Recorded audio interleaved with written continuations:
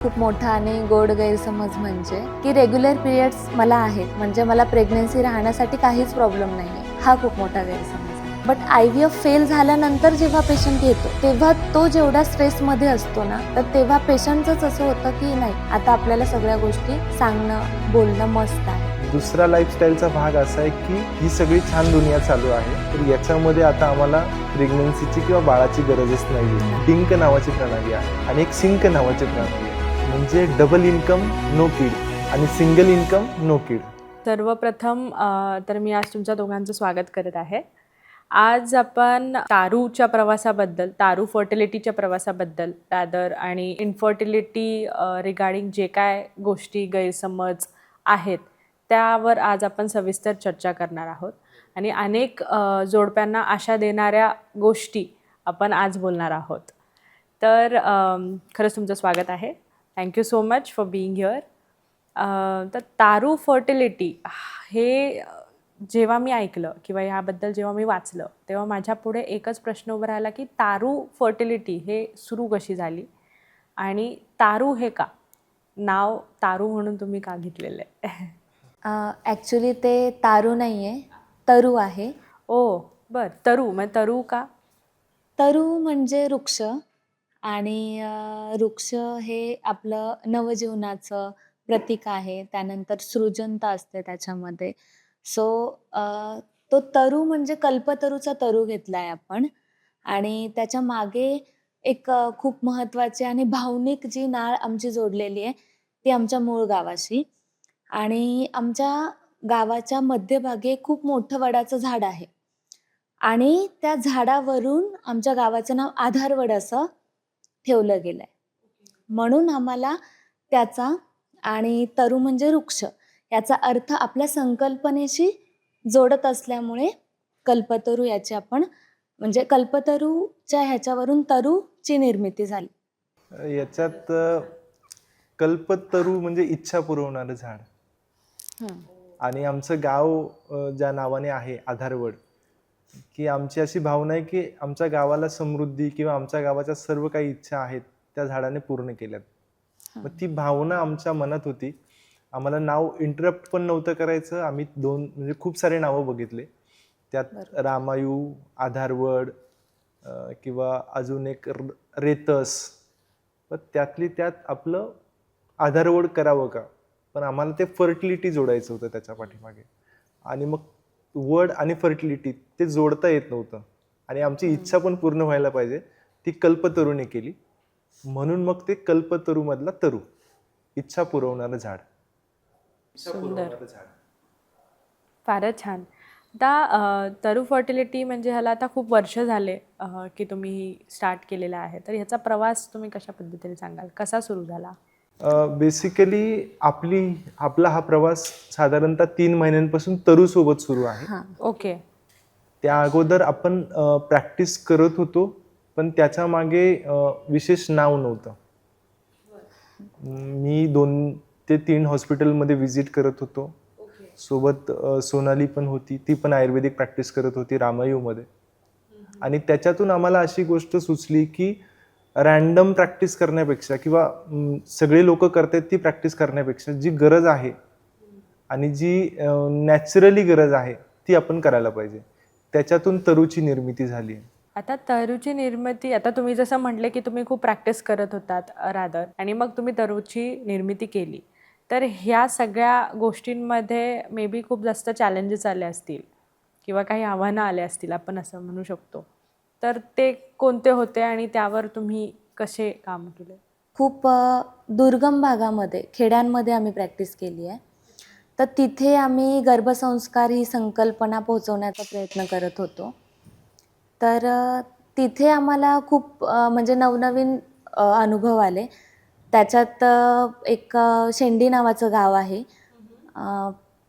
भंडारदरा येथे, अकोला तालुक्यामध्ये. तर तिथे आम्ही वीकली एक कॅम्प किंवा म्हणजे काहीतरी फ्री ऑफ कॉस्ट आपण तिथे सेवा देत होतो. तर तिथे लोकांना गर्भसंस्कार ही संकल्पना आहे, मुळात अस्तित्वात आहे, हीच गोष्ट माहीत नव्हती. आणि तिथून तो तसा प्रवास सुरू झाला तर हळूहळू जसं आम्ही कॅम्प करत गेलो तसं आम्हाला लक्षात यायला लागलं की तिथे आपण लोकांना जे सांगतोय किंवा गरोदर स्त्रियांना आपण त्या गोष्टी सांगतोय, त्यांना त्या सगळ्या एक्सेप्ट आहेत की हे करणं गरजेचं आहे. बट तिथली जी दुर्गम परिस्थिती किंवा तिथली थोडीशी पुरुषप्रधानता असल्यामुळे किंवा डिसिजन मेकिंग त्यांच्याकडे नसल्यामुळे त्यांना तो डिसिजन घेणं किंवा ते आपल्याकडून करवून घेणं किंवा आपण तिथे जाणं हे शक्य होत नव्हतं. म्हणून मग आम्ही म्हणजे मिळून असं ठरवलं की आपण असं करूयात की फॅमिलीतलं जे पण कोणी डिसिजन मेकिंग आहे, सासू असेल किंवा त्या स्त्रीचा नवरा असेल, त्यांना कॅम्पला बोलवूयात आणि त्याचा अवेअरनेस आपण त्यांच्यापर्यंत पोहोचवूयात आणि त्यांच्याकडूनच त्या स्त्रियांसाठी आपण डिसिजन म्हणजे फायनल जो डिसिजन आहे तो घेऊयात. म्हणजे त्यांच्यासाठी, स्त्रियांसाठी ती सेवा घेणं थोडंसं सोपं पडेल. ओके. सो हे तुम्ही एक म्हणू शकता की हे तुमच्यासाठी एक खूप मोठं चॅलेंजिंग थिंग होतं, जे की तुम्ही फॅमिलीला इन्क्लूड करून त्याला इझी केलं रॅदर, असं म्हणू शकता. 2 वेगळी टोकं आहेत. म्हणजे आता आम्ही जेव्हा ग्रामीण भागात जेव्हा सुरुवात केली, तेव्हा त्यांचं डिसिजन मेकिंगचा प्रॉब्लेम होता. हो. आणि जेव्हा आम्ही शहरामध्ये जेव्हा सुरुवात करतो, जसं की आता आम्ही मुंबईमध्ये प्रॅक्टिस करतो आहोत, म्हणजे सगळ्या अत्याधुनिक लॅब्स, IVF सेंटर, अशा ठिकाणी लोकांचा विश्वास निर्माण करणं ही एक डिफिकल्टी किंवा तो एक मोठा चॅलेंज आहे की या सगळ्या टेक्नॉलॉजीच्या जगामध्ये तुम्ही नैसर्गिकरित्या पण प्रेग्नेंट राहू शकतात, हा विश्वास निर्माण करणं जास्त डिफिकल्ट होतं. की IVF फेल्युअर नंतर पण तुम्ही नॅचरली प्रेग्नन्सी ठेवू शकतात, हा एक वेगळाच चॅलेंज आहे. दोन टोकांचा एक 2 वेगवेगळे चॅलेंजेस त्यात Challenges दिसून होते. येतात. असा कोणता क्षण होता, म्हणजे ओव्हरऑल आता तुम्ही रुरल आणि अर्बन एक टोक आहे एकदम, गाव आणि मुंबईमध्ये तुम्ही प्रॅक्टिस करत आहात, तर असा कोणता क्षण होता की तुम्हाला असं वाटतं की आपण हा योग्य निर्णय घेतलाय किंवा आपण हे योग्य दिशेने चाललेलो आहोत? याच्यावर मला असं वाटतं की सरांचा एक खूप चांगला अनुभव आहे, तर सर सांगतील. काय होतं ना की जेव्हा एखादं आपण प्रॅक्टिस करत आहोत, डेली OPD चालू आहे, अचानक एखादा कॉल येतो आणि सर 2 लाईन दिसल्या, त्या 2 लाईन दिसण्यामध्ये जितका आनंद असतो ना, जेव्हा त्यांची UPT पॉझिटिव्ह येते, ते अक्षरशः काही लोक रडतात. तो रिपोर्ट सांगण्यासाठी किंवा ती जी बातमी आपल्याला कळते ना, आणि तेव्हा आपल्याला जो विश्वास किंवा तेव्हा जी आपल्यामध्ये जी उर्मी किंवा ऊर्जा भरून येते ना, ती एक वेगळीच ऊर्जा आहे. आणि तेव्हा आपल्याला वाटतं की नाही, आपण योग्य दिशेने चाललो आहोत. अर्थातच तो एक आनंदाचा क्षण म्हणू शकतो खरंच. आणि दॅट इज स्पीचलेस. म्हणजे त्या क्षणाला असं आपण काही कसं वाटतंय हे सांगू नाही शकत, पण खूप छान वाटत आणि राहतं ती गोष्ट. त्यांचं समाधान म्हणजे समाधान म्हणण्यापेक्षा म्हणजे त्यांचा जो आनंद असतो ते त्यांना एक्सप्रेस पण होता येत नाही आपल्यासमोर प्रॉपर, की आम्ही कसं तुम्हाला सांगू की आम्हाला काय समाधान मिळालंय किंवा आनंद मिळालाय. तर ती जी फिलिंग असते ॲज अन डॉक्टर, जेव्हा आमच्यासमोर एखादं असं कपल येतं, तर तेव्हा ती फिलिंग आम्ही पण एक्सप्रेस नाही करू शकत की म्हणजे कसं हे आहे की आपण एखाद्याला ती गोष्ट आपल्यामुळे एखाद्याला मिळते. बरोबर आहे. त्यामुळं आता ह्याच्यामध्ये ना आत्ताच्या ह्याच्यामध्ये इन्फर्टिलिटी म्हटलं तर एकतर लोक खूप शाय आहेत की नक्की हे कसं बोलावं, खरंच आपल्यातच आहे का, आपल्यातच दोष आहे का किंवा काय वगैरे. तर अशा ह्याच्याप्रमाणे ना खूप सारे गैरसमज आहेत इन्फर्टिलिटी ह्या विषयाबद्दल. तर त्यावर तुम्ही काय सांगाल? त्याच्यामध्ये सगळ्यात मोठा आणि गोड गैरसमज आहे कोणता हो सर? की वंध्यत्वासाठी स्त्री जबाबदार आहे. ॲक्च्युली हो, हा. खूप मोठा गैरसमज म्हणू शकतो. तर त्याच्यामध्ये खूप महिला म्हणजे त्याच्यामध्ये याच्यात रखडल्या जातात किंवा त्यांना खूप जास्त वेदना दिल्या जातात त्या गोष्टीसाठी. म्हणजे खचतात स्त्रिया कम्प्लिटली की म्हणजे बऱ्याच ठिकाणी अजूनही असं आहे की घरचा जाच असतो जे, आणि हे अजूनही आहे. म्हणजे बऱ्यापैकी केसेसमध्ये असं मला दिसून आलंय की स्त्रीला बोलून बोलून कंटाळून ती स्त्री आपलं शहर सोडायला तयार होते की नाही, मग तुम्ही आता सोबत चला, म्हणजे मिस्टरांना सांगते की सोबत चला, आपण दुसरीकडे जाऊयात आणि ट्रीटमेंट्स घेऊयात त्याच्यासाठी. आणि त्याच्यात असं लक्षात येतं की मेल फॅक्टर हा जास्त अफेक्ट आहे किंवा मेल फॅक्टरमुळे प्रेग्नन्सी नाही राहिली असं पण बऱ्याचशा वेळेस दिसून येतं. माझ्याकडे अशी एक केस झाली होती की एक युपी मधलं पटेल नावाचं कपल आलं होतं. तिकडे सगळे नातेवाईक घरच्यांना कंटाळून ते मुंबईमध्ये शिफ्ट झाले. सगळी नवीन नोकरी जॉब आणि त्या सगळ्या धावपळीच्या याच्यामध्ये त्यांनी असा विचार केला की तिकडे जाऊन आपण ट्रीटमेंट घेऊया, रादर दॅन आपण थोडंसं रिलॅक्स राहूयात. आणि मग त्याच्यात असं लक्षात आलं की फिमेलपेक्षा मेल फॅक्टर जास्त अफेक्ट करत होता त्याच्यामध्ये. मग तुम्ही त्याच्यावर तुम्हाला ते कसं लक्षात आलं, म्हणजे तुम्ही ते तुमच्याकडे कधी आले, कधी भेटले असं? साधारणतः 2023 ची गोष्ट आहे. पेशंट माझ्याकडे ॲब्डोमिनल पेन म्हणून रेफर आलं होतं. रेफर पेशंट पेन आहे, हिस्ट्री टेकिंग घेतली, नंतर मराठी हिस्ट्री ऑब्स्टेट्रिक हिस्ट्री झाली, तर त्याच्यात कळालं की प्रायमरी इन्फर्टिलिटी आहे. मग त्याच्यामागे तो प्रवास सुरू झाला. मग त्याचे इन्व्हेस्टिगेशन झाले, केस टेकिंग झाली आणि मग त्याच्यात असं लक्षात आलं की मेल फॅक्टर जास्त कारणीभूत आहे. त्याच्यावरती आम्ही काम केलं. साधारण एक 3 महिने आम्ही काम केलं. त्याला उत्तरबस्ती दिली आणि त्याचं शोधनही करून घेतलं आणि सोबत फिमेलवरती पण काम करत होतो. आणि एक फिमेल मधला एक फॅक्टर सिंगल फॅक्टर होता.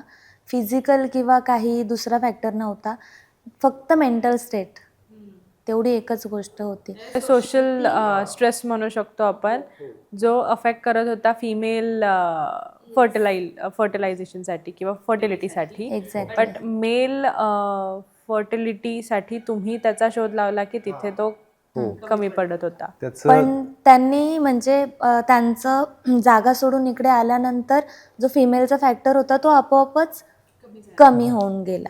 आणि स्ट्रेस लेवल कमी झाली, मेल फॅक्टरवरती काम केलं. साधारणतः पहिले 3 महिने ट्रीटमेंट आणि पुढच्या 3 महिन्यात ती प्रेग्नन्सी राहिली. आणि ते सेकंड ट्रायमिस्टरला गावाला गेले होते. म्हणजे ती प्रेग्नन्सी घेऊनच गावाला गेले. इकडचं त्यांनी जॉब वगैरे स्विच केला आणि सांगितलं सर आता शिफ्ट हो रहा है. ठीक आहे. आणि तो एक क्षण होता की त्याच्या 6 महिन्यानंतर जेव्हा 9 मंथ्स कंप्लीट होतात, नॉर्मल डिलिव्हरी झाली आहे आणि त्यांनी कॉल केला, तो पण एक अभिमानाचा किंवा एक सुंदर क्षण त्यावेळेसचा होता तो. बरोबर आहे. अर्थात असतं तुमच्यासाठी तर आज त्यांना एक आशा मिळाली, तुम्हाला मिळाले, आशा मिळाली आणि त्याचबरोबर ते खूप जास्त स्ट्रेसफुल लाईफ पण जगतच होते. आणि आफ्टर ऑल ज्या गोष्टीसाठी ते तिकडे मुंबईमध्ये आले होते ती गोष्ट कंप्लीट पण झाली, असं झालं ना त्यांचं. हो, आणि ते स्पेसिफिक तेवढ्याच काळापुरते आले होते. म्हणजे त्यांच्यासाठी इतकं नवीन होतं की त्यांनी घर शोधण्यापासून जॉब शोधण्यापासून ते सगळ्या गोष्टी तिथे त्यांनी नवीन आत्मसात केल्या होत्या. आणि 6 मंथमध्ये त्यांना आउटकम आल्यानंतर त्यांचं असं झालं की ठीक आहे, आता आपण गावाला आपल्या shift होऊया. ठिकाणी जाऊयात. इन्फर्टिलिटी बद्दल खूप जास्त गैरसमज आहे, ह्यावर तुम्ही काय म्हणाल? असे कोणते गैरसमज आहेत? त्याच्यातलं एक खूप मोठा आणि गोड गैरसमज म्हणजे की मी रेग्युलरली जाऊन औषधं घेते डॉक्टरांकडून, म्हणजे मला प्रेग्नन्सी राहणारच आहे, हा एक आहे. आणि दुसरा महत्त्वाचा म्हणजे की रेग्युलर पिरियड्स मला आहेत, म्हणजे मला प्रेग्नन्सी राहण्यासाठी काहीच प्रॉब्लेम नाही आहे. हा खूप मोठा गैरसमज आहे. म्हणजे तुमचं म्हणणं असं आहे की रेग्युलर पिरियड्स चालू असतील तर इन्फर्टिलिटी होणार नाही, असं होत नाही? नाही, बिलकुल होत नाही.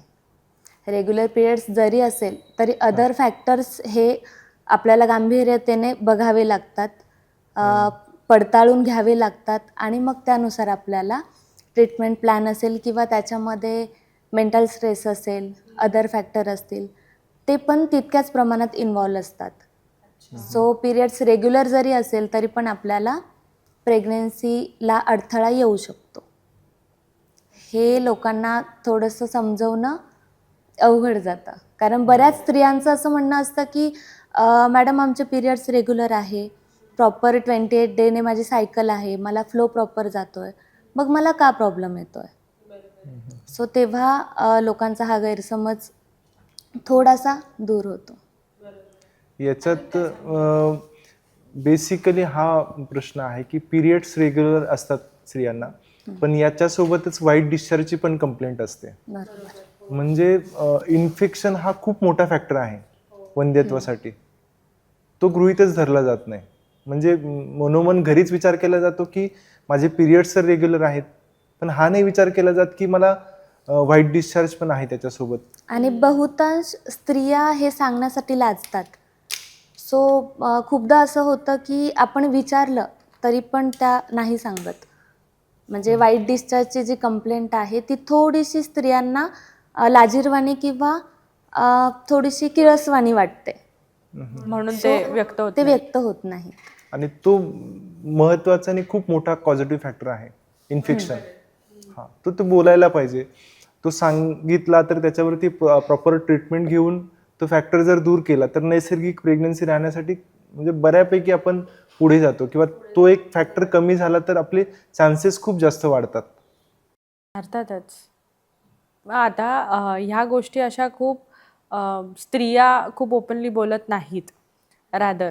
तर मग त्यावर तुम्ही असं कसं कम्फर्टेबल करता जेणेकरून त्या लोकांनी तुमच्यासोबत बोलावं? कारण हे बोललं नक्की काय प्रॉब्लेम आहे, काय गोष्टी आहेत हे तुम्हाला कळल्यावर तुम्ही त्याच्यावर उपचार पुढे करता.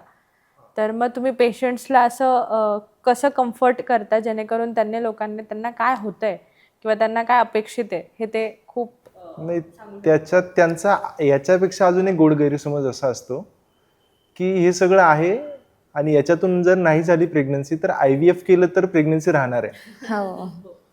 त्याच्यामुळे त्यांना ते पहिलं क्लिअर करावं लागतं की तुम्हाला जर IVF जरी करायचं असेल तर तरी तुमची जी प्राकृतिक स्थिती आहे ती नॉर्मल स्टेजला आणावी लागेल. आणि मग त्याच्यातून आपण काय करतो की केस टेकिंग प्रॉपर घेतो.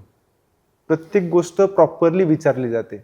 मासिक पाळी किती दिवसांची आहे, फ्लो किती दिवस जातो, त्याच्यानंतर सफेद पाणी जातं का, ह्या डिटेल फ्लोमध्ये जेव्हा आपण विचारतो ना तेव्हा त्यांच्याकडून उत्तरं मिळायला सुरुवात होतात. त्याच्यामध्ये त्यांचा दैनंदिन जो दिनक्रम आहे तो पण विचारला जातो. म्हणजे सकाळी उठण्यापासून, खाण्यापासून, त्याच्यानंतर त्यांचं मलमूत्र विसर्जन कशा पद्धतीने होतं, कसं होतं, त्यांचा शारीरिक संबंधवर पण थोडंसं विचारलं जातं सगळं. सो मग त्या सगळ्या एकंदरीत त्याच्यातून आपल्याला त्या एक फायनल आउटकम काहीतरी मिळतो की अच्छा हा फॅक्टर असू शकतो. मग आपण त्याच्यानुसार पुढे काम करतो जाऊ किंवा- शकतो.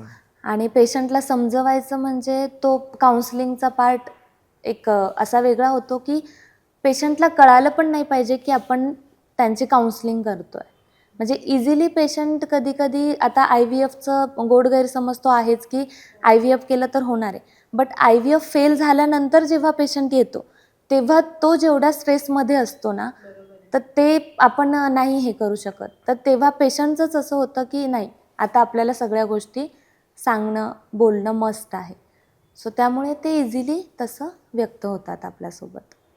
अगदी बरोबर. आता पुरुष आणि स्त्रिया दोघांमध्ये पण इन्फर्टिलिटीचे कारणं असू शकतात. त्याबद्दल तुम्ही काय सांगाल? याच्यामध्ये साधारणतः पर्सेंटेज वाईज जर बघितलं आपण तर एक 50 ते 60% स्त्री कारणीभूत असते, एक 40% पुरुष कारणीभूत असतात आणि 10% दोघांमध्ये ज्या गोष्टी सापडत नाहीयेत, जसं की स्ट्रेस फॅक्टर आहे जो रिपोर्ट्समध्ये दिसून नाही येत पण तो आहे आणि त्याच्यामुळे प्रेग्नन्सी राहत नाही हे पण आपल्याला दिसून येतं.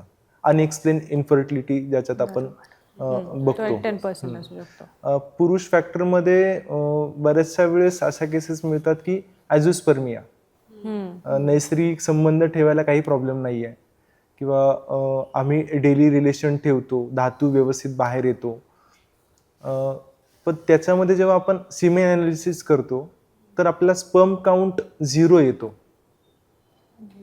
आणि अशा खूप साऱ्या केसेस आपल्याला बघायला मिळतात. त्या धातूची गुणवत्ताच नाही आहे. मग बाकी सगळ्या गोष्टी जरी प्रॉपर झाल्या तरी पण त्याचा म्हणजे आपण रिझल्ट येईल म्हणजे नाहीच येऊ शकत. हा, तर तो एक म्हणजे बाकीचे फॅक्टर्स आहेत, रिलेशन ठेवायला प्रॉब्लेम आहे, इरेक्टाईल डिस्फंक्शन आहे किंवा इच्छाच होत नाहीये, हे कारणं आहेत किंवा त्याचे सोल्युशन्स पण आहेत. पण ही खूप महत्वाची गोष्ट आहे की स्पर्म काउंट 0 आहे, गुणवत्ता म्हणजे त्याच्यामध्ये स्पर्मच नाहीये. मग आता यावर पण सोल्युशन्स आहेत का? त्याचं नेमकं कारण शोधणं गरजेचं आहे की स्पर्म तयार होत नाहीये की तयार झालेला स्पर्म बाहेर पडू शकत नाहीये. हा, म्हणजे ऑब्स्ट्रक्टिव्ह पॅथॉलॉजी किंवा ऑब्स्ट्रक्टिव्ह त्याचं रिझन आहे की नॉन ऑब्स्ट्रक्टिव्ह आहे. जर तो तयारच होत नाहीये तर त्याची पॅथॉलॉजी वेगळी आहे, त्याचे उपचार वेगळे आहे. जर तो तयार होतोय आणि त्या ट्यूबमधून बाहेर नाही येते तर त्यावेळेस आपण त्याला सर्जिकल प्रोसिजर करून तो फ्लो नॅचरली आणतो आणि त्याने प्रेग्नन्सी राहण्यास मदत होते. हे साधारणतः पुरुषांमध्ये आपल्याला दिसून येतं. स्त्रियांमध्ये मगाशी मी सांगितल्याप्रमाणे की इन्फेक्शन खूप मोठा पॉझिटिव्ह फॅक्टर आहे. त्याच्यासोबतच काही स्त्रियांचं काय होतं की फ्लो कमी जातोय, मासिक पाळी दरम्यान फ्लो कमी जातो आणि बऱ्याचशा वेळेस तो फ्लो रिव्हर्स जातो ओव्हरीजकडे आणि त्यावेळेस त्यांना तिथे सिस्ट तयार होतो रिव्हर्स फ्लोचा आणि ब्लिडिंगचा जो कलर आहे किंवा ब्लडचा जो कलर आहे तो डार्किश होतो. तर ती जी पॅथॉलॉजी बनते त्याला आपण चॉकलेट सिस्ट म्हणतो. हा, ट्युबल फॅक्टर आहे, रिव्हर्स फ्लोमुळे चॉकलेट सिस्ट तयार होतो, इन्फेक्शन आहे लो किंवा MH आहे. याच्या व्यतिरिक्त फायब्रॉइड आहे. आणि ह्या कारणांव्यतिरिक्त जेव्हा आपल्याला कळतं की ओव्हरियन रिझर्व कमी आहे, जसे की AMH लेवल कमी आहे किंवा थायरॉइड फॅक्टर आहे, हायपोथायरॉइडिझम आहे, ह्या सगळ्या गोष्टी आपल्याला तपासणीनंतर कळून येतात. हे सगळे जे पॉझिटिव्ह फॅक्टर आहेत त्याच्यावर आपल्याकडून म्हणजे नॅचरली हे सगळं आपण जेव्हा कॅल्क्युलेटिव्हली सगळं तपासतो, सगळं बघतो, त्यानंतर ह्याच्यावर आपण नॅचरल वेने कसं काम करणार, हे असं लोकांना खूप डाऊट असतो की आता ह्याच्यावर तुम्ही तुमच्याकडून नॅचरली कसं पुढे जाणार. तर मग त्याच्यावर आपण ह्या सगळ्या ज्या गोष्टी आहेत ना त्या प्रकृती परीक्षणाने करतो. मग एकंदरीत आपण पूर्ण बॉडीची जी प्रकृती आहे त्या पेशंटची, त्याच्यानंतर त्यांच्या ज्या सवयी आहेत, त्यांचा जो दिनक्रम आहे किंवा त्यांना जो काही डेली लाईफमध्ये रुटीनमध्ये जे काही इश्यू येतात, सिम्पटम्स असतात, साईन्स असतात, जसं की पोट साफ न होणं. म्हणजे पोट साफ न होणं ही नॉर्मल गोष्ट जरी वाटत असेल तरी ती इन्फर्टिलिटीसाठी कारणीभूत असते. असा आयुर्वेदाचा शास्त्रोक्त त्यांनी दिलेला पाठपुरावा आहे त्याच्यामध्ये, की त्याच्यामुळे जे ओव्हरीजचं जे काम आहे किंवा रक्ताची जी देवाणघेवाण होते ज्या फ्लोने, तर ती बिघडते आणि ती बिघडल्यामुळे ती प्राकृत वेने योनी मार्गातून बाहेर प्रॉपर पडत नाही, त्याच्यासाठी अडथळा येतो. सो जे अपानवायूचं कार्य बिघडतं त्याच्यामुळे. आणि अपानवायूचं काम असतं की टॉयलेट साफ होणं, म्हणजे खालच्या दिशेने जो पण मलमूत्राचं जे विसर्जन होतं ते काम करणं. आणि तसंच पिरियड्समध्ये पण असतं की मासिक पाळीच्या दरम्यान तो जो फ्लो आहे पूर्णपणे तो योनी भागातून बाहेर काढणं. तर त्याच्यामुळे तो क्रम बिघडल्यामुळे PCOD, PCOS किंवा सगळ्या गोष्टी चालू होतात आणि आता ज्याला PMOS पण म्हणतात. सो ते सगळं सुरू होतं आणि त्याच्यामुळे ते ढासळतं. सो ते पण एक इन्फर्टिलिटीला कारणीभूत ठरतं. सो त्यामुळे आपण प्रकृती परीक्षण करतो प्रॉपर आणि मग त्याच्यानुसार त्या पेशंटचा एक प्लॅन बनवतो. मग बीजशुद्धी करतो, त्याच्यामध्ये पंचकर्म आहेत, काही आपले मेडिसिनल पार्ट आहे, ते सगळं करून आपण पेशंटला त्या पद्धतीने ट्रीट करतो. याच्यात दोन महत्त्वाचे फॅक्टर आहेत. एक उत्तर बस्ती आहे, मेल उत्तर बस्ती आणि फिमेल उत्तर बस्ती. तर त्याचा खूप छान रिझल्ट्स आपल्याला त्याच्यात दिसून येतात. म्हणजे ट्युबल ब्लॉक असेल तर ॲलोपॅथीकडे आजगत ट्रीटमेंट नाही आहे की तुमचा ट्युबल ब्लॉक आपण काढू शकतो. पण आयुर्वेदामध्ये उत्तर बस्ती हा असा उपचार पद्धती आहे की ज्याच्याने तुमचे ट्युबल ब्लॉकेजेस ओपन होऊ शकतात. आणि असे खूप सक्सेसफुल केसेस पण आहेत आपल्याकडे की म्हणजे फक्त त्या कॉजमुळे ॲलोपॅथी किंवा फेल झालेले जे पेशंट आहेत तो कॉज गेल्यानंतर पेशंट खूप इझिली कन्सिव्ह करू शकला आहे. ह्याच्यामध्ये तुम्ही जसं म्हटलात की दोघांमध्ये पण तुम्ही पूर्णपणे त्याचं एक्झामिन करता आणि मग तुम्ही ट्रीटमेंट्स देतात. तर तुमच्या मते जोडप्यांनी कधी फर्टिलिटी स्पेशलिस्टकडे यावं किंवा कधी जावं? ॲक्च्युली हा खूप महत्त्वाचा आणि थोडासा डाऊटफुल क्वेश्चन आहे. क्वेश्चन डाऊटफुल नाही आहे, बट लोकांसाठी ते थोडंसं संभ्रम आहे की नक्की कधी जायला हवं. हो, कारण आता आपण जसं म्हटलो की दोघांमध्ये पण हा एक फॅक्टर इम्पॉर्टंट आहेच. तर मग त्या ह्याच्यामध्ये दोघांनी खरंच कधी विचार करावा की आपण फर्टिलिटी स्पेशलिस्टकडे जावं आणि का? फर्टिलिटी स्पेशलिस्टकडे कुठल्या पण कपलने हा विचार करून नाही जावं की आपण आता चान्स नाही घेणार आहेत, मग आता आपल्याला काय गरज आहे. सो मग मला असं वाटतं की आफ्टर मॅरेज तुमची प्रॉपर लाईफस्टाईल आणि सगळं व्यवस्थित आहे की नाही, ह्या सगळ्या गोष्टींकडे आपण थोडंसं कमी लक्ष देतो. आणि त्यावेळी मला असं वाटतं की लग्न झाल्याबरोबर थोड्याच दिवसात त्यांनी फर्टिलिटी स्पेशलिस्टकडे जाऊन, जरीही त्यांना चान्स घ्यायचा नसेल लवकर, तरीही एकदा प्रकृती परीक्षण करणं, स्वतःच्या बॉडीचं आणि स्वतःचं दिनचर्या व्यवस्थित करणं गरजेचं आहे. सो या सगळ्या गोष्टी त्यांना त्यांच्यापर्यंत पोहोचण्यासाठी त्यांनी लग्न झाल्यानंतर थोड्याच कालावधीत फर्टिलिटी स्पेशलिस्टकडे यावं. हो, कारण आता नवीन जोडप्यांचं एक असतं की यार आताच लग्न झालंय, आता कुठे ह्याचा विचार करावा. या ह्याच्यामध्ये कधीतरी खूप डिले होऊन जातो. तर त्यांना पण माहिती असावं, म्हणजे आज त्यांच्यासाठी पण आपण बोलतच आहोत, तर मग त्यांना पण माहिती असावं की असा कोणता टाइम पिरियड असावा की ज्याच्यामध्ये त्यांनी जायला आपल्याकडे पाहिजे. यावं. ॲलोपॅथीच्या नियमानुसार काय आहे की साधारणपणे तुम्ही 1 वर्षभर विदाऊट बॅरियर म्हणजे निरोध न वापरता, गर्भनिरोधक गोळ्या न खाता तुम्ही रिलेशन ठेवताय आणि तरीही तुम्हाला प्रेग्नन्सी राहत नाहीये, तर मग तुम्ही डॉक्टरांना भेटावं किंवा स्पेशालिस्टला भेटावं. हां, पण आयुर्वेदानुसार असं नाही आहे. तुम्ही त्याचा विचार करताय तर तुम्ही त्या विचारानंतर लगेचच डॉक्टरांना भेटलं पाहिजे. कारण की होतं काय की आपण प्रेग्नन्सी राहिल्यानंतर तपासण्या करतो की आमचं बाळ चांगलं आहे का. मग आपण NT स्कॅन करतो, डबल मार्कर करतो, ट्रिपल मार्कर करतो, क्वाड्रपल मार्कर करतो, ॲनॅमली स्कॅन करतो. पण ह्या सगळ्या गोष्टी आपण कधी करतो?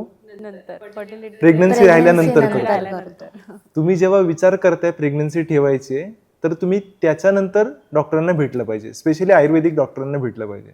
बरं. ज्याच्यातून तुमची सगळ्यात बेसिक आणि सगळ्यात महत्त्वाची गोष्ट काय होते? बीजशुद्धी होते.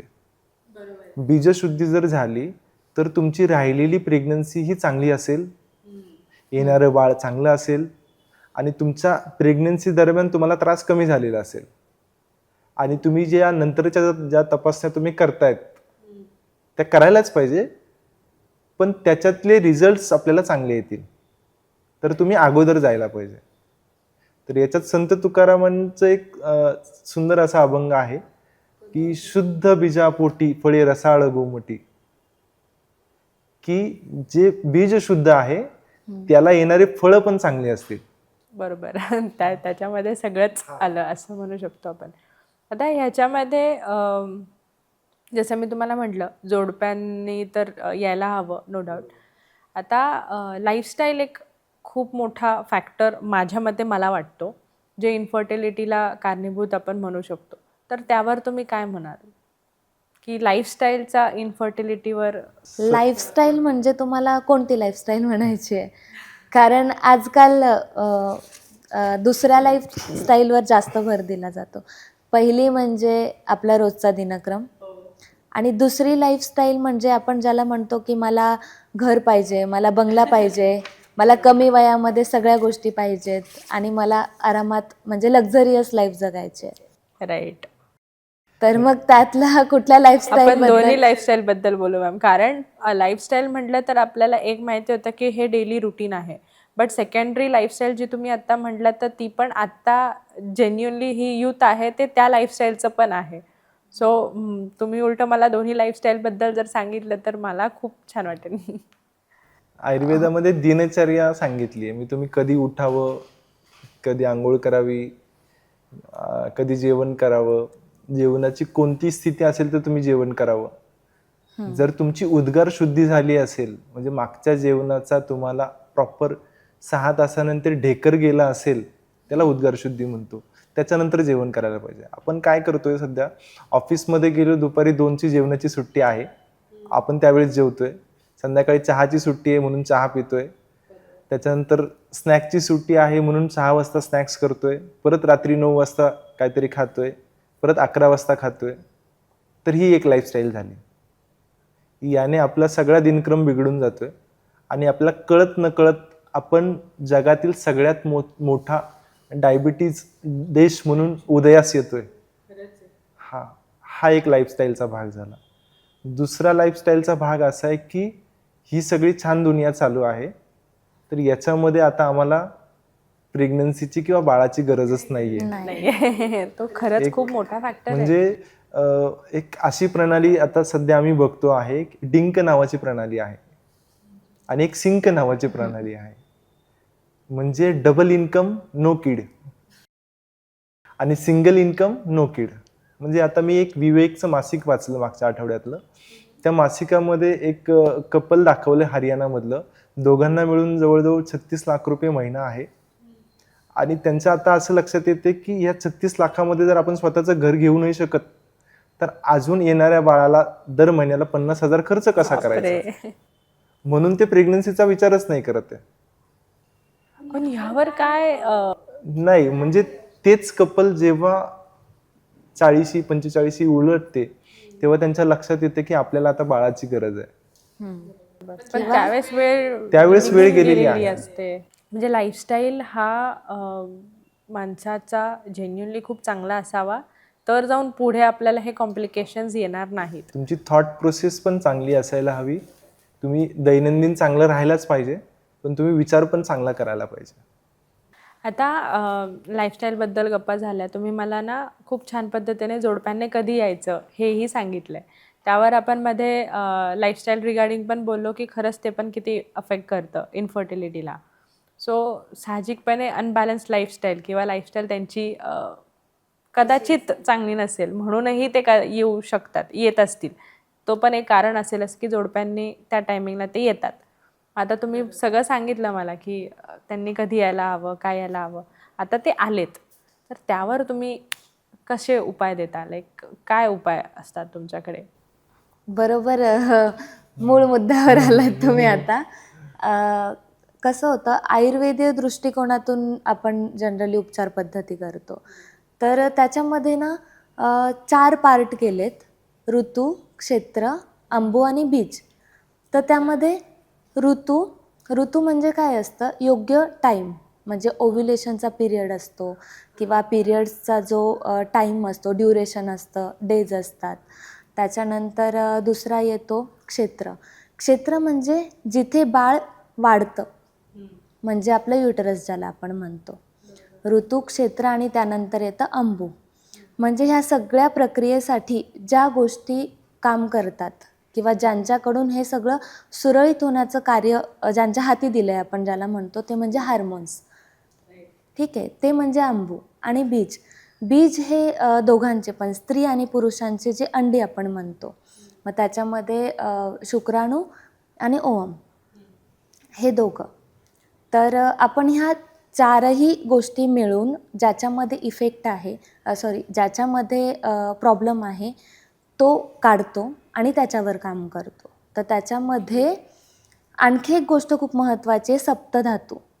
मग त्याच्यामध्ये सगळ्यात पहिला जो धातू बनतो आपला, रस, रक्त, मांस, मेद, अस्थि, मज्जा आणि शुक्र, यातील पहिला धातू रसधातू. तर त्या धातूवर डिपेंड करतं की आपला शेवटचा धातू कशा पद्धतीचा किंवा किती गुणवत्तेचा असेल. सो मग आपण सगळ्यात पहिले काम करतो ऋतू, क्षेत्र, अंबू, बीज आणि रसधातूवर. म्हणजे आपोआपच त्यांचं पहिलं जे इन्फर्टिलिटीचं कारण आहे ते क्युअर होतं. त्यानंतर दुसरं जे त्यांचं मेटाबॉलिक जर काही डिसऑर्डर असेल तर ते धातूंद्वारे क्युअर होतात.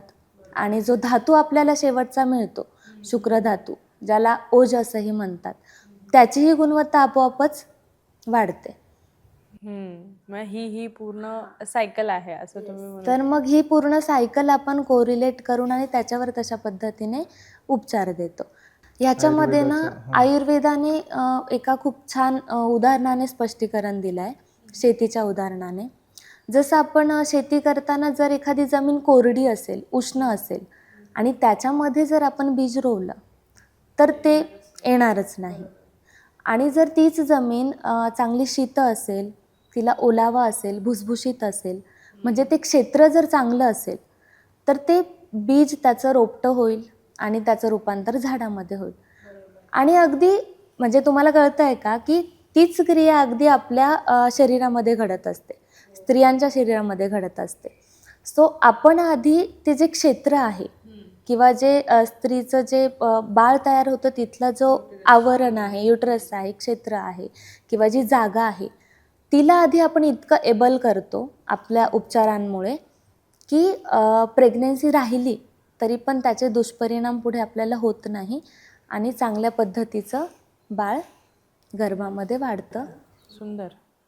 ओके. म्हणजे मग त्या जोडपं जे येतं त्यांना जर ह्या सगळ्या गोष्टी सविस्तर सांगितल्यावर मलाच आज वाटलं की खरंच ही गोष्ट मला पण माहिती नव्हती. तुम्ही ज्या पद्धतीने शेतीचं उदाहरण दिलं, म्हणजे जे ते एक्झाम्पल होतं ते खरंच एक स्त्रीची बॉडी अशी पण म्हणू शकतो, नो डाऊट. याच्यामध्ये त्यावर तुम्ही काय बोलाल सर अजून? नाही, आता हे आपलं जे मॉडेल आहे तरु फर्टिलिटीचं ड्युएल केअर मॉडेल आहे, ज्याच्यामध्ये 2 गोष्टी आम्ही कव्हर करतो. एक तर करतो म्हणजे वंध्यत्व, कोणत्या? दुसरं करतो गर्भसंस्कार. वंध्यत्वामध्ये पण आम्ही ड्युएल केअर मॉडेल अवलंबतो. जसं आपण आयुर्वेदिक दृष्टीने तुम्ही ऋतुक्षेत्र अंबुबीज बघितलं, तसं मॉडर्न मेडिसिनचा पण आपण काही ट्रीटमेंट्स अवलंबतो, जेणेकरून आपल्याला रिझल्ट्स फास्ट येतात किंवा जिथे गरज आहे तिथे आपण IUI सारख्या प्रोसिजर्स करतो, जेणेकरून प्रेग्नन्सी लवकर राहते. म्हणजे असं लोकांचं म्हणणं असतं की आम्ही आयुर्वेदिक जर ट्रीटमेंट घेतली तर आम्हाला उशीर होईल. तर मग तिथे आम्ही थोडंसं 2 गोष्टींचा कंबाईन विचार करतोय किंवा तसा विचार करून त्या लोकांना लवकरात लवकर रिझल्ट्स येतात. तर आता तुम्ही मला हे तर सांगितलंच, पूर्ण प्रोसेस सांगितली. आपलं लाईफस्टाईलबद्दल पण बोलणं झालं. रादर मला तुमच्याकडून 2 लाईफस्टाईल पण कळाल्या आज. बरोबर. No doubt. आता ह्याच्यामध्ये अनबॅलन्स्ड लाईफस्टाईल तुम्ही कशाला म्हणू शकता आणि अनबॅलन्स्ड लाईफस्टाईल हे फर्टिलिटीला किती इम्पॅक्ट करतं? म्हणजे मी तर म्हणेन की अनबॅलन्स्ड लाईफस्टाईल ही पूर्णपणे फर्टिलिटीला म्हणजे असं पण म्हणतात ना की अनबॅलन्स्ड लाईफस्टाईलमध्ये PCOD वगैरे होऊ शकतो, इरेग्युलर पिरियड्स होऊ शकतात. थेंबे थेंबे तळ साचे. आपल्याला वाटतं की एकच थेंब आहे, आजच्याच दिवशी फक्त आपण थोडंसं जंक फूड खाऊयात, परत दुसऱ्या दिवशी असं वाटतं की आपण आजच्याच दिवसापुरतं खातोय. आणि ते जेव्हा पूर्ण भरतं तेव्हा आपल्याला लक्षात येतं की यार हा थेंब नाही राहिलाय, आता हे तळ झालंय. बरोबर. आणि महत्त्वाची गोष्ट म्हणजे ज्याला आपण PCOD आणि PCOS म्हणतो, त्याचं आता PMOS असं रूपांतर झालंय. PMOS काय आहे? म्हणजे आता PCOD माहिती होतं, PCOS आला, आता PMOS म्हणजे काय? म्हणजे आता त्याच जी टर्म आहे PCODची किंवा PCOSची, त्याला एक मेटाबॉलिक डिसऑर्डर म्हणून त्यांनी त्याच्याशी कोरिलेट केलं आहे. म्हणजे जसं मी मागच्या आपल्या चर्चेमध्ये सांगितलं की आपण ट्रीटमेंट करताना सप्तधातूला आपण महत्त्व देतो, रस, रक्त, मांस, मेद, अस्थिमज्जा, शुक्रपर्यंत. तर त्याचं पहिलं काम आपण रसावर करतो. तर ती पण एक मेटाबॉलिझमचीच प्रक्रिया आहे जी आपण सुरळीत करतो. सो दॅट इज PMOS, जे आत्ता मॉडर्न मेडिसिनने PCOD सोबत किंवा PCOS सोबत कोरिलेट केलं आहे. म्हणजे डायजेशन हा सगळ्यात मोठा फॅक्टर आहे, हो, जो की आयुर्वेद सगळ्यात पहिले त्याच्यावरतीच काम करतं. तुमचं दीपन पाचनावरती सगळ्यात पहिले काम होतं आणि तिथूनच सगळ्या गोष्टींची सुरुवात होते. म्हणजे तुमच्या मते अनबॅलन्स्ड लाईफस्टाईल म्हणजे अनियमित खाणं किंवा खूप जास्त जंक खाणं, काय ह्याच्या व्यतिरिक्त अजून पण काय असेल? म्हणजे माझ्यानुसार मला असं वाटतं की अनबॅलन्स्ड लाईफस्टाईल म्हणजे झोप नीट नाही, जेवण जेव्हा वाटेल तेव्हा जेवतात, नाही जेवत आहे, किंवा जंक फूड खातात, बाहेरचं जास्त खाल्लं जात आहे. पण तुमच्या थिअरीनुसार मे बी अनबॅलन्स्ड लाईफस्टाईल काहीतरी वेगळी असेल. म्हणजे आयुर्वेदाने एक बेसिक गोष्ट सांगितली की दिनचर्यावरती म्हणजे पुस्तकाची पुस्तकं लिहू शकेल इतका मोठा त्यांनी रेफरन्स आपल्याला दिलाय. कधी उठावं, कधी नाश्ता करावा. जसं मी मगाशी सांगितलं की उद्गार शुद्धीनंतर तुम्ही जेवण करायला पाहिजे. दॅट इज कॉल्ड अनबॅलन्स किंवा ती जी लाईफस्टाईल तुम्ही जी सांगतायत. आता ह्याच्यावर अजून तुम्ही काय सांगाल की अनबॅलन्स लाईफस्टाईल, कारण आत्ता सगळं यूथ आहेच. प्रत्येकाला आपण सांगू शकत नाही की बाबा हे अशा पद्धतीनेच तुम्ही कर. ऑलरेडी ते अनबॅलन्स्ड लाईफस्टाईल घेऊनच तुमच्याकडे आलेले असतात. मग त्यावर तुम्ही कसा त्यांना उपचार, कारण आत्ताच्या मिनिटाला सल्ले ऐकणं हे यूथला खरंच आवडत नाही, पण सगळं पाहिजेल पण असतं, नो डाऊट. मग त्यावर तुम्ही कसं काम करता? त्याच्या आधीचा म्हणजे तुम्हाला म्हणजे एक गोष्ट माहिती आहे का, की आता जे आपण दिनक्रम किंवा ह्याच्यावर बोलतोय, तर त्याच्यातला खूप महत्त्वाचा घटक आहे जो प्रत्येक पेशंटला म्हणजे नॉट ओन्ली इनफर्टिलिटीच्या सर्वच पेशंटला किंवा नॉर्मल सामान्य ज्यांना काही आजार नाही अशा लोकांना पण आपण सांगतो, जो आयुर्वेदाने सांगितला आहे, की जंक फूड खाणं, हे खाणं, ते खाणं सगळ्या गोष्टी ठीक आहेत. पण त्या खातो आपण, तर त्या खातानाचे नियम असतात. म्हणजे जे मेटाबॉलिक डिसऑर्डर सुरू होतात, ते आपसुकच अपचन आणि ह्या गोष्टींमुळे होतात. तर त्याचं कारणच असं असतं, की एकतर जॉबवर असेल किंवा एक स्पेसिफिक टाईम पिरियड असेल दिलेला, तर ठीक आहे मला आता 15 मिनिटामध्ये जेवायचं आहे आणि मला कामाला लागायचं आहे. ठीक आहे. हाऊसवाईफ असेल तर नाही, मला पटकन 5 मिनिटात जेवायचं आहे आणि मला माझी पुढची कामं आवरायची. असं प्रत्येकाचं होतं. म्हणजे लहान मुलांपासून लहान मुलांना मला खायचं आहे पटकन आणि मला खेळायला जायचं आहे. तर लहान मुलांपासून मोठ्यांपर्यंत सगळ्यांना ही गोष्ट असते. सो त्याच्यामध्ये ना प्रत्येक वेळी आम्ही हे सांगतो, की जेवताना एकतर अर्धा तासाचा वेळ लागलाच पाहिजे. एक घास 32 वेळा चावलाच गेला पाहिजे. कारण मोस्ट ऑफ द टाईम फक्त आपण एकदा दोनदा चावतो आणि डायरेक्ट गिळतो आणि ती जी प्रोसेस आहे, की चावल्यानंतर आपल्या जिभेच्या जो तिथे सलायवा गोळा क्रिएट तयार होतो. होतो, लाळ मिक्स होते, जी आपल्याला पचनासाठी मदत करते, जे अग्नी वाढवते पोटामध्ये जाऊन. तर हे होतच नाही आणि त्याचं जर मिक्सचरच झालं नाही आहे, गिरणीमध्ये ते बारीकच झालं नाही, पोटामध्ये ॲज इट इज गेलं तर ते कशा पद्धतीने ते पचवेल? मग ते ॲज इट इज पचलं जातं. म्हणून मग तो एक घास 32 वेळा चावणं, प्रत्येक 2 घासानंतर 1 सिप पाणी पिणं. अच्छा, मध्ये-मध्ये पाणी पित नाहीत असं पण आहे ना आयुर्वेदिकमध्ये, सांगितलंय का असं? कारण असा एक हे आहे की जेवताना पाणी नाही प्यायचं आणि जेवल्यानंतर परत तासभरानंतर पाणी प्यायचं, असं काही ऐकलेत. आता हे नाही, तुम्ही हे कितपत असं त्याला- नाहीये. म्हणजे याच्यावर म्हणजे खूप क्वेश्चन्स आहेत, तो थोडेसे कॉन्ट्रोव्हर्शियल पण आहेत. पण ह्याच्यामध्ये आपण असं म्हणू शकतो, की पाणी पिणं योग्य आहे. बट मी मगाशी म्हटलं तसं, की एक छोटासा सिप, की जो घास आहे, जो सॉलिड गोळा आहे, तो मिक्स होण्यासाठी पाहिजे असतो. सो आपण काय करतो, ग्लासभर, तांब्याभर असं पाणी पितो. तो अग्नी मंदावतो. सो आपल्याला त्याचं प्रमाण कळलं पाहिजे. सो ते 2 घासानंतर एक छोटं सिप पाणी घेणं. त्यानंतर जेव्हा पहिला उद्गार निघेल जेवताना, त्यावेळी जेवण थांबवणं. ओके. हे महत्त्वाचं असतं आणि आपण आवडलंय म्हणून खातोय, खाल्लंय आणि मग मग ते पुढचे जे प्रॉब्लेम आहेत ते लाईफस्टाईलशी निगडीत होतात आणि मेटाबॉलिझमसोबत पण निगडीत होतात. आता याच्यामध्ये एक सहज म्हणजे क्युरिओसिटी म्हणून क्वेश्चन विचारते की लाईफस्टाईलमुळं स्त्रीच्या ह्याच्यावर लगेच इम्पॅक्ट दिसतो की इरेग्युलर पिरियड चालू होतात, PMOS जे तुम्ही असं हे म्हणताय, भरपूर स्ट्रेस तणाव तर प्रत्येकालाच असतो, भले तो पुरुष असू दे नाही तर स्त्रियांच्या गोष्टी आपण इन जनरल बोलतो. असं पुरुषांमध्ये काय असेल, जसं PCODचे त्रास हे स्त्रियांना होतात आणि त्याच्यामुळे हे इरेग्युलरिटी होते. पण मग लाईफस्टाईलमुळं पुरुषांमध्ये असं काय चेंजेस होतात जेणेकरून ते फॅक्टर अफेक्ट होतं? म्हणजे इनफर्टिलिटीसाठी फॅक्टर अफेक्ट होतं असं तुम्हाला म्हणायचं आहे का? होतं. पुरुषांमध्ये पण तितक्याच प्रमाणात होतं, जितकं स्त्रियांमध्ये होतं.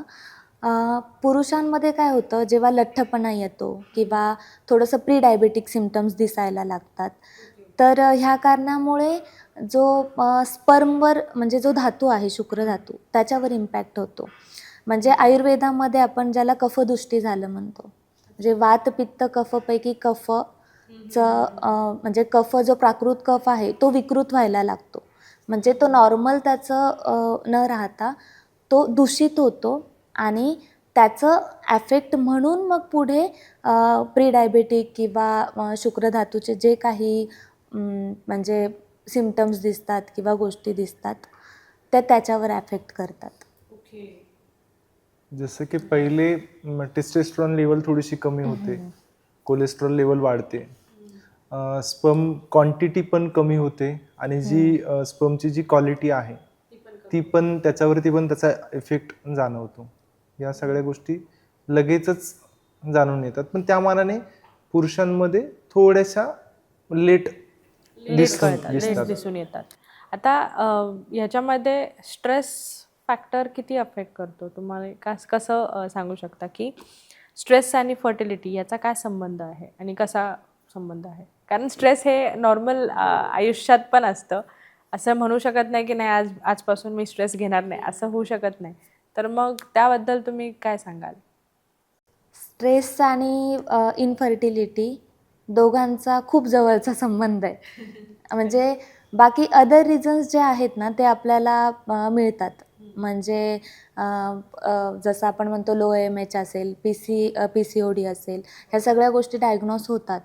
बट स्ट्रेस फॅक्टर असा आहे, जो डायग्नोस होत नाही आणि डायग्नोस होत नाही म्हणजे तो फक्त ज्या व्यक्तीला आहे तीच व्यक्ती त्याला फेस करते. बाकी लोकांना त्याचा म्हणजे काही त्याचं संबंधच नाही. पॅरामीटरच सापडत नाही की हां. बाबा स्ट्रेस फॅक्टर, आणि आपण विचारलं तरी जरी आपल्याला स्ट्रेस असेल हां. तरी आपण सांगतो की नाही ठीक आहे, नाहीये पण असंच ती रिअल सांगतो. फॅक्ट त्याला माहित असते किंवा तो ते फेस करत असतो, किंवा बऱ्याचशा लोकांना ते कळतच नाही की मी स्ट्रेसमध्ये आहे. हां. बरं. मग ह्यावर तुम्ही कशा पद्धतीने पेशंट्सला सांगता? कारण तुम्हाला माहिती आहे की बाकी एक्झामिन वाईज ते क्लिअर आहेत, काहीच हां. प्रॉब्लेम नाही त्यांच्यामध्ये. किंवा पुरुषांमधला त्याचा स्पर्म काउंटही चांगला असेल, हिची पण ओव्हरी स्ट्रॉंग असेल. बट अगेन जर त्यांच्याकडे ते राहतच नसेल, तर may be that is what stress is, असं म्हणू शकता का? हा म्हणजे हं. त्याच्यात आपण तुम्ही सायकोलॉजिकली किती सक्षम इंटरेस्टेड आहात. आहात, सक्षम म्हणण्यापेक्षा बऱ्याचशा वेळेस असं पण दिसून येतं की मला ती प्रेग्नन्सी नको, असा एक निगेटिव्ह थॉट सबकॉन्शियस माइंडला पण असतो. बरोबर आहे. तो कदाचित त्या स्ट्रेसमुळे पण असेल, त्यांच्या पर्सनल गोष्टीमुळे पण असू शकतो, किंवा इतरही गोष्टी त्याच्या मागे असतात. तर ती थॉट प्रोसेस ब्रेक करणं जास्त महत्त्वाचं आहे. त्याच्यामागे बऱ्याचशा वेळेस स्ट्रेस फॅक्टर काम करतो. तो स्ट्रेस कमी केला तर ती अनएक्सप्लेन इन्फर्टिलिटी फर्टाईलमध्ये म्हणजे कन्वर्ट होऊन जाते. तुम्हाला कसं कळतं की ही गोष्ट ही स्ट्रेसमुळेच कदाचित याला हार्म करत असेल, हे तुम्हाला कसं कळतं? एक्झॅक्ट. जेव्हा आपण पेशंटसोबत बोलतो ना, म्हणजे फर्टिलिटी स्पेशालिस्ट म्हणून पेशंट आपल्याकडे एकदाच येतोय आणि जातोय असं होत नाही. तो फॉलोअप घेत असतो. तर त्याच्यामध्ये ना आपल्याला म्हणजे बाकी जेव्हा आपण पॅरामीटर्स चेक करतो ते सगळे बरोबर असतात.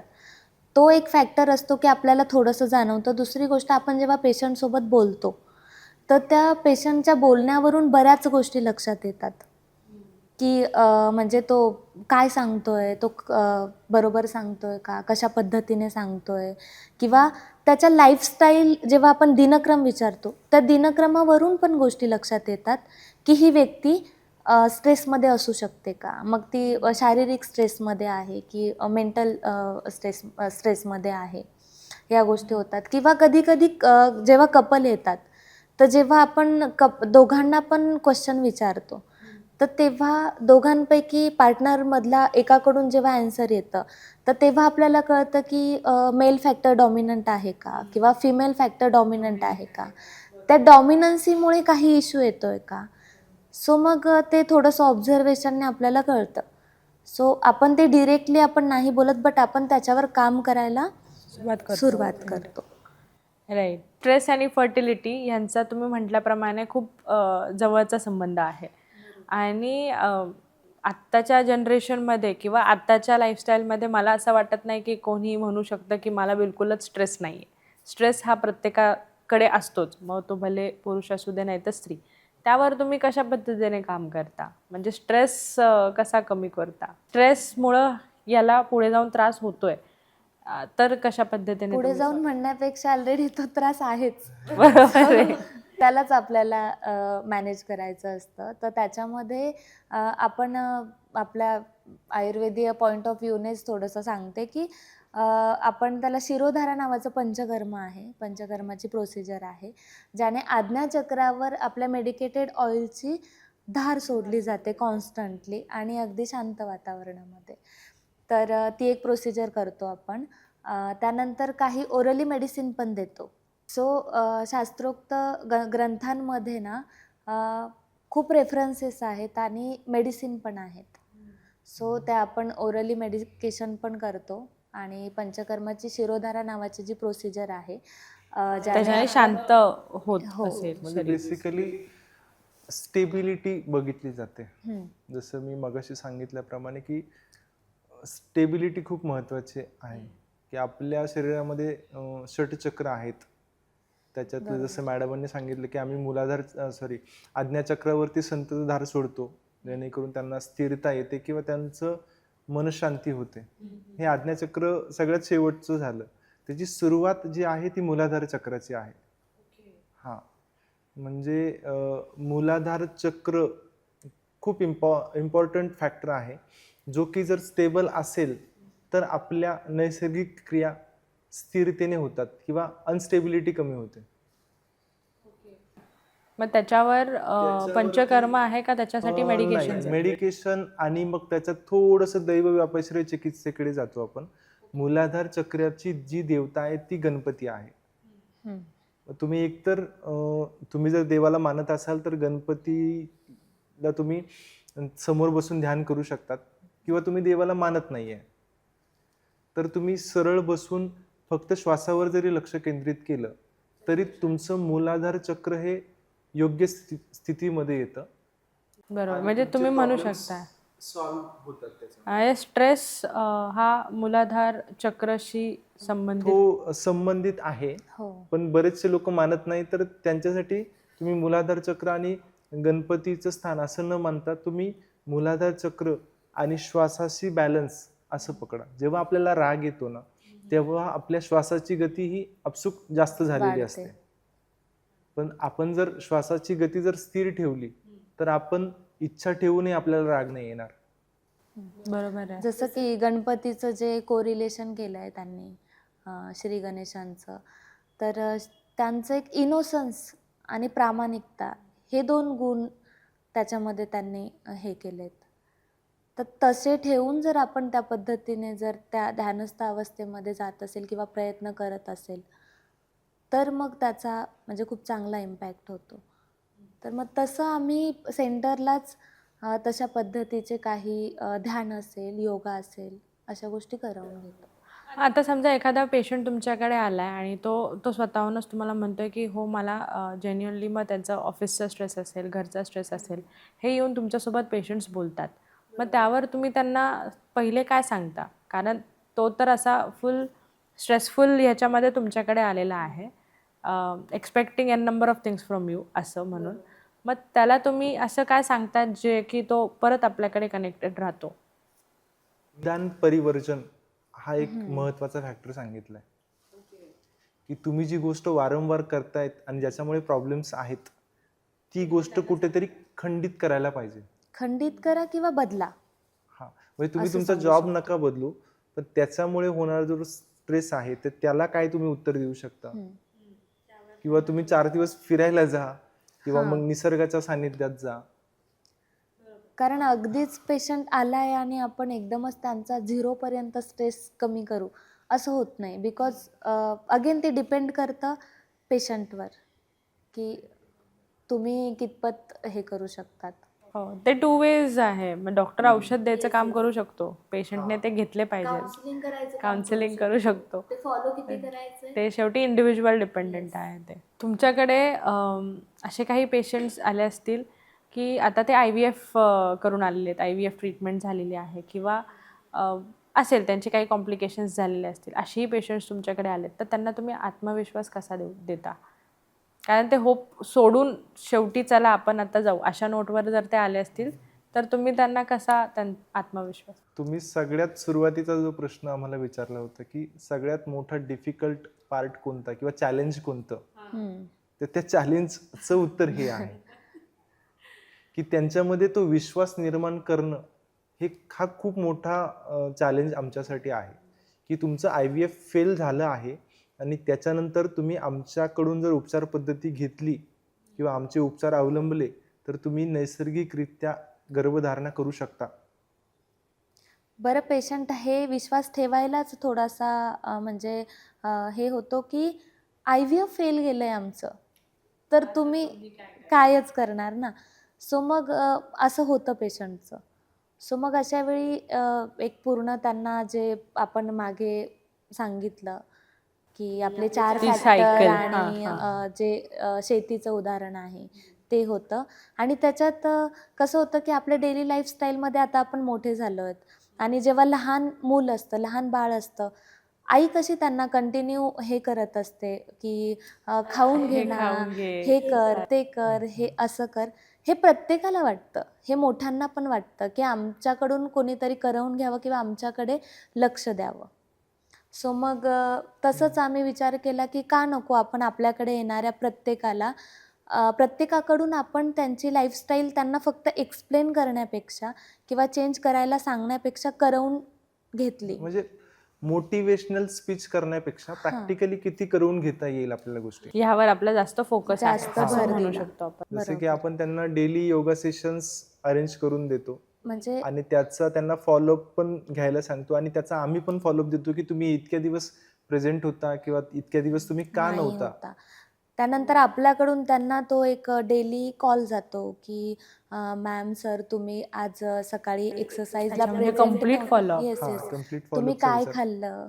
अच्छा तुम्ही हे खाल्लंय का? मग आता असं करा.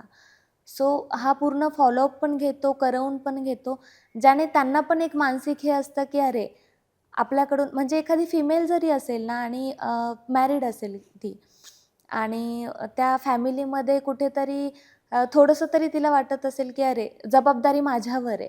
जेव्हा एकट्यावर जबाबदारी असते तेव्हा सगळे गृहीत धरतात आपल्याला की अच्छा जबाबदारीची आहे ही व्यक्ती, सो ही हिचं बघू शकते.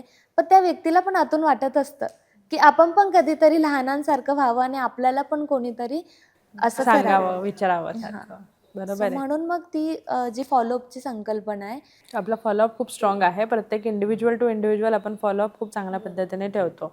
तुमच्या पूर्ण याच्यामध्ये असे काही केसेस असतील ना, जे तुम्हाला खूप मेमोरेबल झालेत?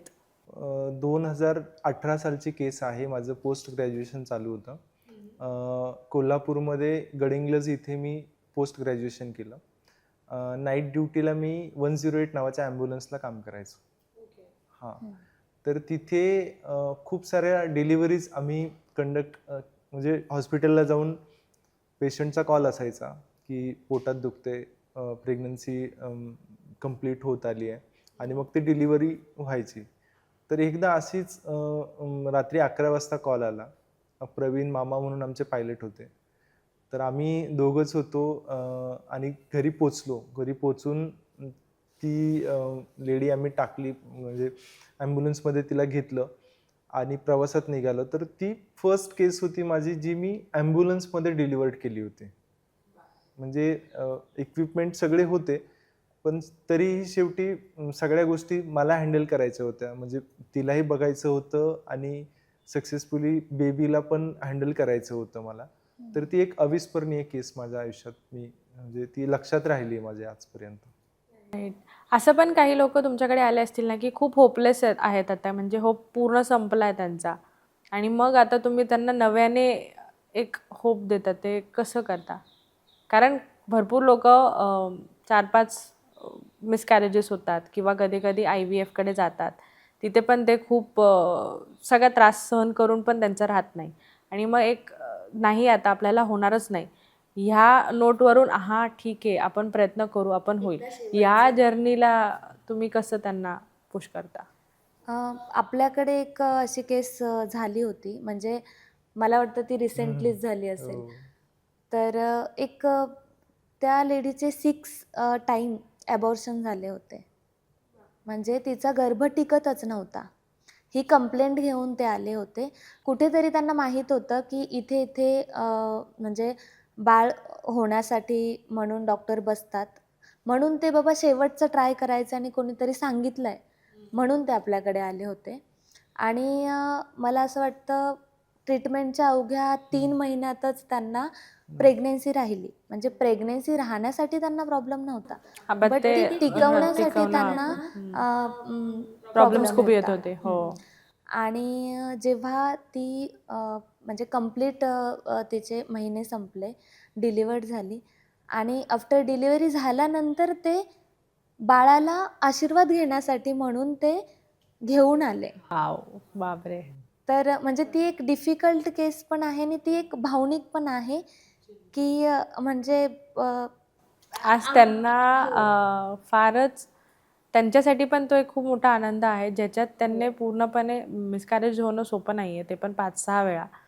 आणि त्यातून परत तो तुमच्याकडे येऊन तो एक होप निर्माण झाला आणि रादर तिला बेबी पण झालं असं तुम्ही आणि ते त्या बेबीला समोर घेऊन आल्यानंतर ते असं फिलिंग होतं, की हां, म्हणजे आपण म्हणजे काहीतरी बाबा योग्य दिशेने जातो आहोत, म्हणजे आपण असं किंवा खूप आपला ट्रॅक चुकला नाहीये.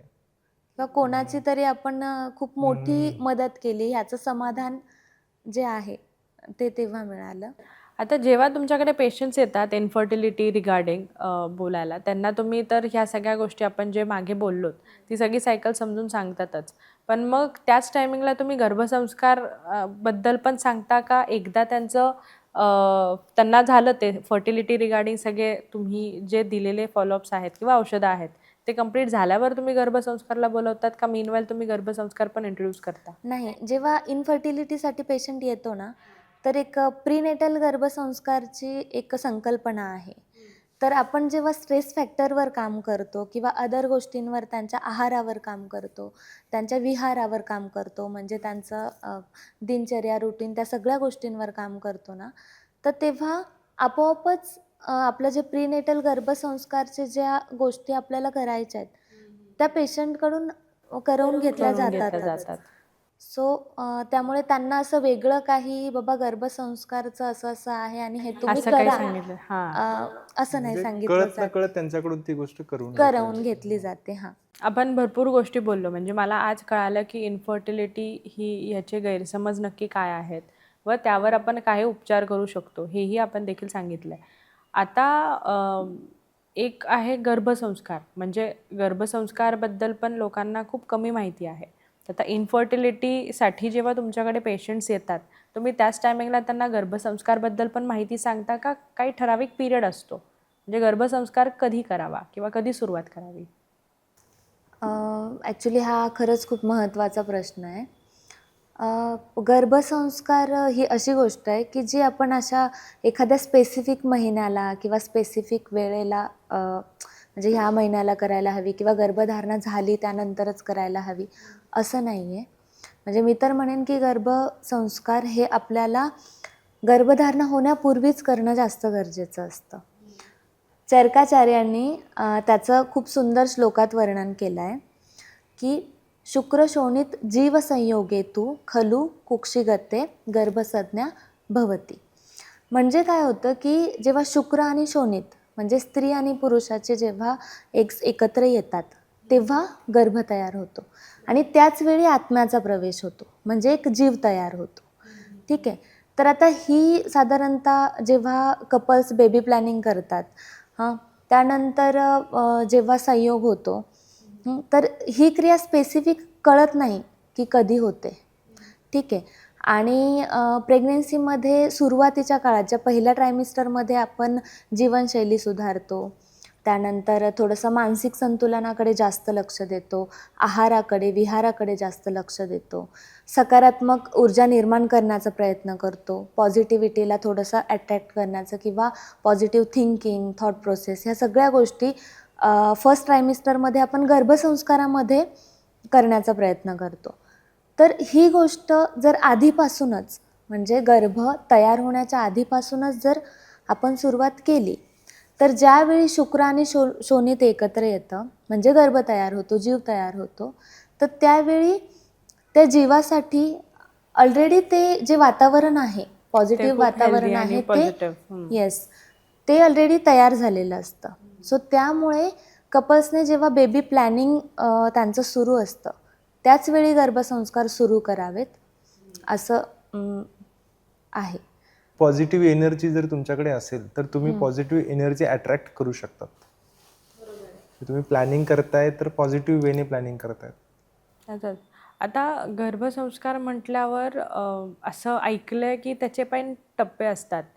तर असं काही आहे का की संस्काराचे काही टप्प्यांमध्ये रूपांतर केलेले, तर मग ते कोणते आहेत? हो, टप्प्यांमध्ये रूपांतर करणं म्हणजे कसं होतं, की जेव्हा अ, बाळ तयार होतं किंवा एखादा जीव वाढायला सुरुवात होते, तर सुरुवातीला ते गोळ्याप्रमाणे असतं, मांसाच्या गोळ्याप्रमाणे. ठीक आहे. नंतर त्याची वाढ होत जाते आणि जशी-जशी वाढ होत जाते तसं-तसं त्याला आकार येत जातो. मग नंतर अंकुराप्रमाणे त्याचे हात, पाय, अ, शीर्ष हे सगळं तशी त्याची वाढ व्हायला लागते. तर प्रत्येक महिन्यामध्ये आणि प्रत्येक ट्रायमेस्टरमध्ये ते चेंजेस होत जातात बाळाच्या वाढीमध्ये. म्हणजे एका स्पेसिफिक काही महिन्यांमध्ये बाळाचं हृदय येतं, बाळाचा मेंदू विकसित होत असतो. सुरुवातीच्या काळामध्ये छोटे-छोटे जे काही अंकुराप्रमाणे हातपाय आहेत, ते सुरुवात होत असतात. तर त्यामध्ये त्या वेळी ती गोष्ट गर्भापर्यंत पोहोचण्यासाठी त्याचे एक स्पेसिफिक टप्प्यांमध्ये डिव्हायडेशन केलेलं आहे आणि त्याच्यानुसार मग गोष्टी करणं गरजेचं असतं. म्हणजे तुमच्या म्हणण्यानुसार गर्भसंस्कार हे आधी प्री स्टेज पण आहे, जेव्हा की कपल ठरवतं की आपल्याला आता म्हणजे we should have a baby असं. या तर त्या टायमिंगला तुम्ही प्री स्टेज म्हणता, ज्याच्यामध्ये गर्भसंस्कार होतात. नंतर मग 3 ट्रायमेस्टर असतात. बरोबर. ट्रायमेस्टर ही कन्सेप्ट झाली, पण आयुर्वेदाने त्याचं प्रत्येक महिन्याचं स्पेसिफिक वर्णन केलंय. ज्याला मासानुमासिक असं म्हणतो. जसं की पहिल्या महिन्यात एक बुदबुदाकार आकाराचा एक मांसाचा गोळा आहे. द्वितीय हस्तपाद शिरसा म्हणजे हात, पाय आणि डोकं. तिसऱ्या महिन्यात त्याची वाढ. चौथ्या महिन्यात त्याच्या चतुर्थ सर्वांग प्रत्यांग विभाग हा प्रव्यक्त तरोभवती अभिव्यक्तो भवती, म्हणजे तो अभिव्यक्त पण होतो. त्याचं हृदयाची भावना किंवा हृदयाची निर्मिती चौथ्या महिन्यात सांगितली आहे. जसं की आता मॉडर्न मेडिसिननुसार 8 वीक्स पर्यंत हार्टबीट येणं अपेक्षित आहे, पण आयुर्वेदानुसार ती जी भावना आहे हृदयाची ती चौथ्या महिन्यात सांगितली आहे. त्याच्यानंतर 5व्या महिन्यात बुद्धी सांगितली आहे. आता तुम्ही गर्भसंस्कार कधी चालू करावे हे तर मला सांगितलेलंच आहे. आता गर्भसंस्कार म्हटले तर असे अनेक टप्पे असतात त्याच्यामध्ये. आता 9 महिने म्हणजे 9 महिन्यांमध्ये काहीतरी वेगळं असेलच. त्यावर तुम्ही काय सांगताल, की असं किती टप्पे असतात आणि त्या ट्रायमेस्टर्स कसे तुम्ही डिवाइड केले असतात गर्भसंस्कारमध्ये? साधारणपणे आपण 3 ट्रायमेस्टरमध्ये त्याचं डिवायडेशन करतो. सगळ्या गोष्टी आपण करतो सुरुवातीपासूनच, पण त्याच्यात काही स्पेसिफिक गोष्टी ह्या त्या टाईम पिरियडमध्ये जास्त करवतो. जसं की सुरुवातीच्या काळामध्ये हलकेसे व्यायाम किंवा मग प्राणायाम करवतो पहिल्या 3 महिन्यांमध्ये. चौथ्या महिन्यामध्ये बाळाचं हृदय बनतं. 5व्या महिन्यामध्ये मन तयार होतं. 6व्या महिन्यात बुद्धी तयार होते. तर अशा वेळेस बाळाची शारीरिक भुकेपेक्षा मानसिक भूक पण वाढलेली असते. तर त्यावेळेस आपण वाचन वाढवलं पाहिजे.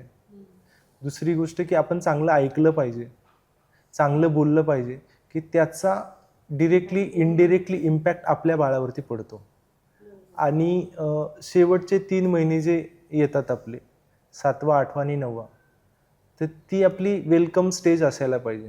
तर त्याच्यानुसार आपली ही तयारी व्हायला हवी, की आपण जर डिलिव्हरीकडे जातो आहोत, तर आपली ती तयारी झाली आहे का? किंवा ती तयारी कशी करायला पाहिजे? त्याच्या संदर्भात आपल्याला कोणत्या गोष्टी फॉलो करायला पाहिजे? जसं की योगासनं कोणती अवलंबायला पाहिजे किंवा आपल्या आहारामध्ये घृताचं प्रमाण किती जास्त असायला हवं, जेणेकरून तुमचा व्हाजायनल फ्लोरा प्रिपेअर होतो नॉर्मल डिलिव्हरीसाठी. तर ह्या गोष्टी आपण त्यांना वेळोवेळी करवून घेतो. आणि याच्यानंतरही जसं की गर्भिणी अवस्थेत ज्या गोष्टी करायच्या आहेत, त्याच्यानंतर पण आपण 1.5 महिने त्यांचा जो कालावधी आहे, त्यावर आपण पूर्ण त्या कालावधीमध्ये पण काही गोष्टी आपल्याला फॉलो करायच्या आहेत किंवा त्या फॉलो करून घेतल्या जातात. जसं की पूर्वी आपल्याकडे बाज असायची, बाजेखाली धुरी ठेवली जायची, शेक दिला जायचा.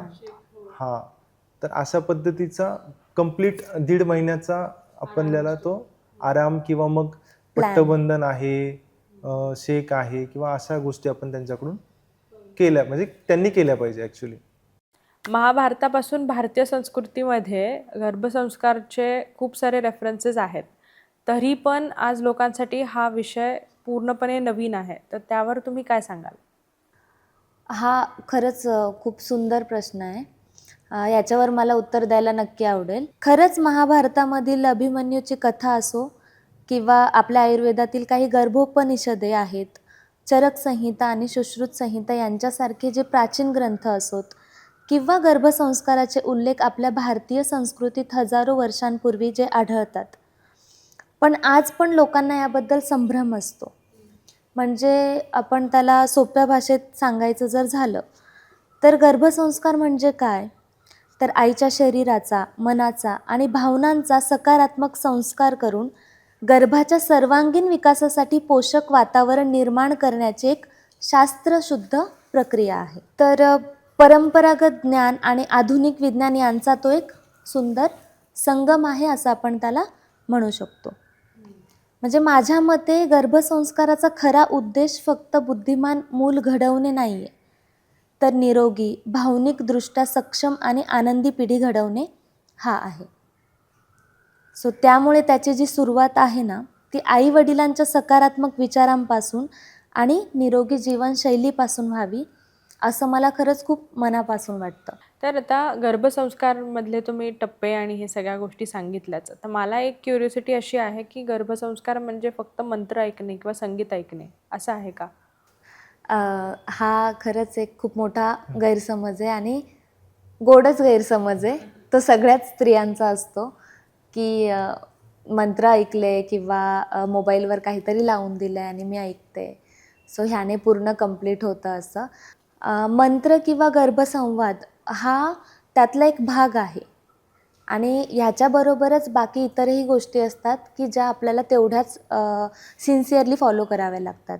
जसं की पॉझिटिव्ह थिंकिंग ठेवणं, आहार, विहार या सगळ्या गोष्टींची काळजी घेणं, त्यानंतर योग्य त्या ट्रायमिस्टरला योग्य तो व्यायाम करणं, अशा सगळ्या गोष्टी आणि बाकी इतरही गोष्टी आहेत ज्या फॉलो कराव्या लागतात.